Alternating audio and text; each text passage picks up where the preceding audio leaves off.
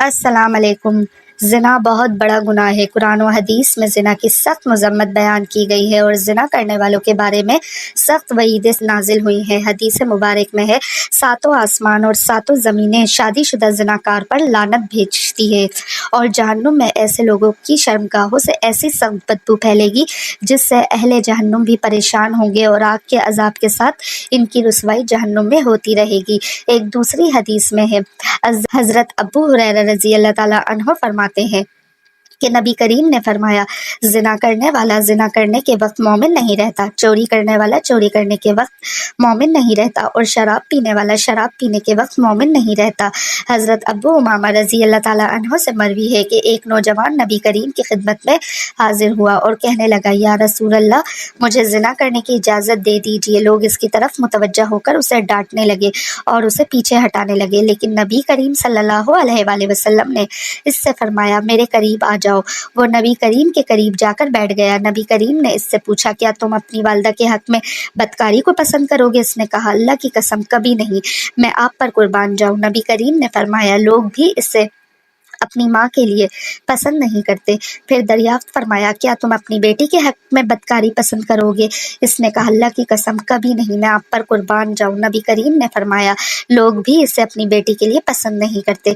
پھر پوچھا، کیا تم اپنی بہن کے حق میں بدکاری کو پسند کرو گے؟ اس نے کہا، اللہ کی قسم کبھی نہیں، میں آپ پر قربان جاؤں۔ نبی کریم صلی اللہ علیہ وآلہ وسلم نے فرمایا، لوگ بھی اسے اپنی بہن کے لیے پسند نہیں کرتے۔ پھر پوچھا، کیا تم اپنی پھوپھی کے حق میں بدکاری کو پسند کرو گے؟ اس نے کہا، اللہ کی قسم کبھی نہیں، میں آپ پر قربان جاؤں۔ نبی کریم نے فرمایا، لوگ بھی اسے اپنی پھوپھی کے لیے پسند نہیں کرتے۔ پھر پوچھا، کیا تم اپنی خالہ کے حق میں بدکاری کو پسند کرو گے؟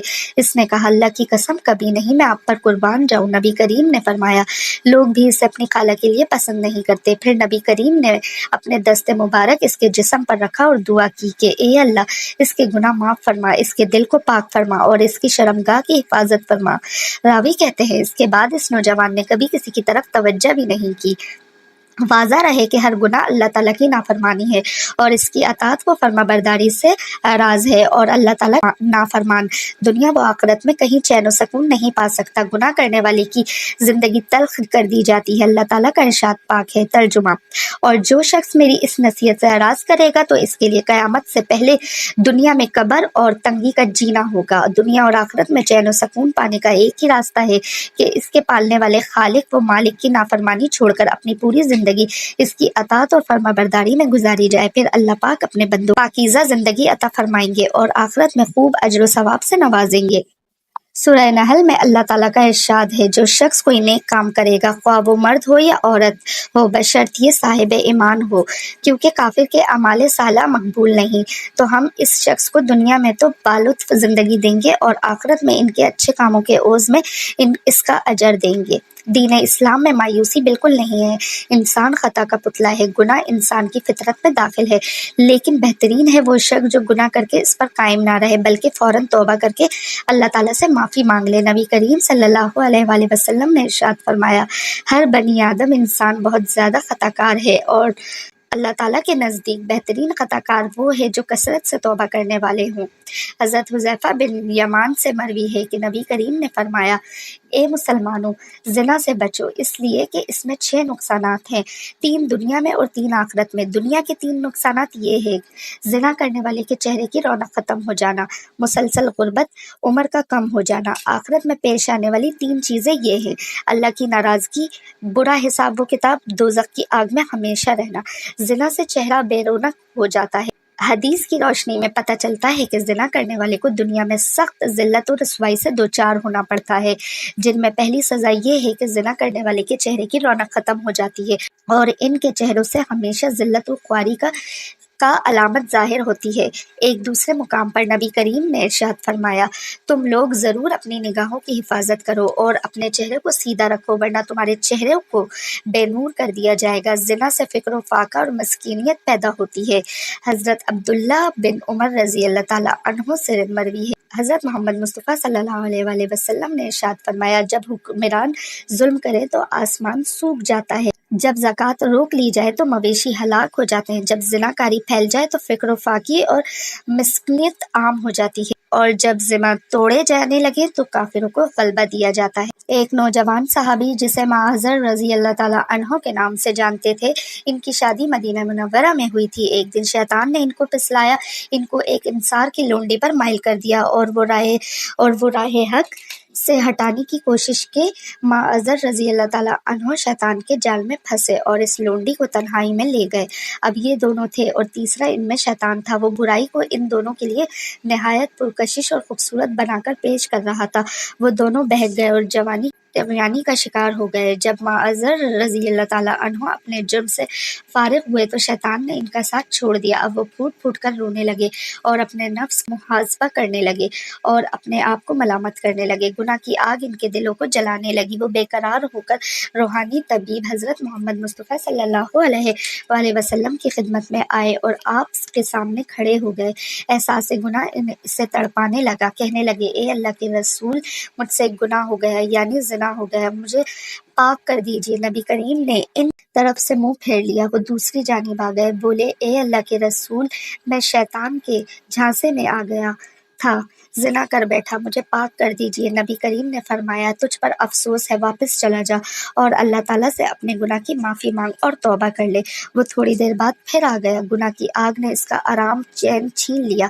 وہ صبر نہ کر سکا۔ نبی کریم نے اس کے بارے میں حکم دیا کہ اسے یہاں سے نکال دو۔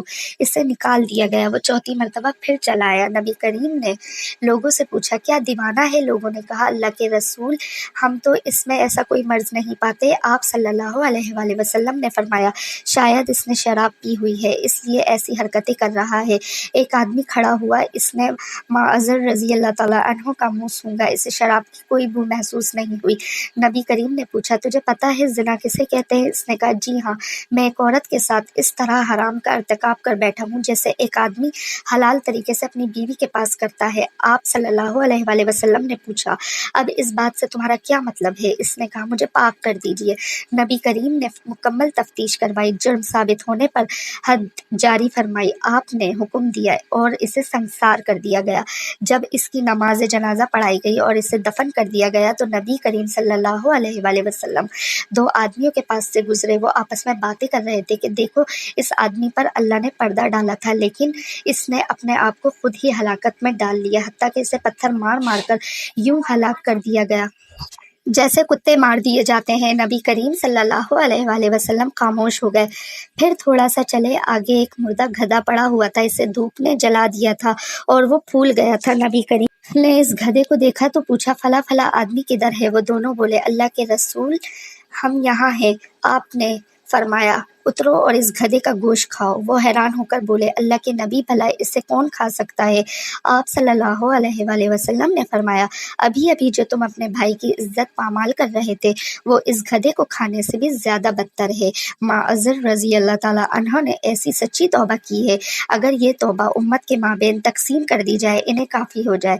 مجھے اس ذات کی قسم جس کے ہاتھوں میں میری جان ہے، وہ اس وقت جنت کی نہروں میں غوطے لگا رہا ہے۔ امیر المومنین حضرت علی رضی اللہ تعالیٰ عنہ کے کاشانہ خلافت سے کچھ دور ایک مسجد کے پہلو میں دو میاں بیوی رات بھر جھگڑا کرتے رہے۔ صبح کو امیر المومنین رضی اللہ تعالیٰ عنہ نے دونوں کو بلا کر جھگڑے کا سبب دریافت فرمایا تو شوہر نے عرض کیا، اے امیر المومنین، میں کیا کروں؟ نکاح کے بعد مجھے اس عورت سے بے انتہا نفرت ہو گئی ہے۔ میرا رویہ دیکھ کر بیوی مجھ سے جھگڑا کرنے لگی، پھر بات بڑھ گئی اور رات بھر لڑائی ہوتی رہی۔ امیر المومنین حضرت علی نے تمام حاضرین دربار کو باہر نکال دیا اور عورت سے فرمایا، دیکھ، میں تجھ سے جو سوال کروں اس کا سچ سچ جواب دینا۔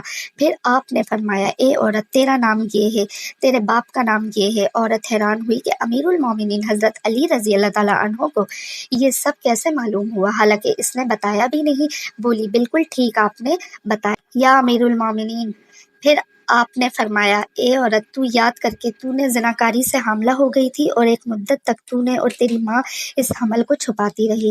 جب درد ذرہ شروع ہوا تو تیری ماں تجھے اس گھر سے باہر لے گئی اور جب بچہ پیدا ہوا تو اس کو ایک کپڑے میں لپیٹ کر تو نے میدان میں ڈال دیا۔ اتفاق سے ایک کتا اس بچے کے پاس آیا، تیری ماں نے اس کتے کو پتھر مارا، لیکن وہ پتھر بچے کو لگا اور اس کا سر پھٹ گیا۔ تیری ماں کو بچے پر رحم آ گیا اور اس نے بچے کے زخم پر پٹی باندھ دی۔ پھر تم دونوں وہاں سے بھاگ کھڑے کھڑی ہوئی۔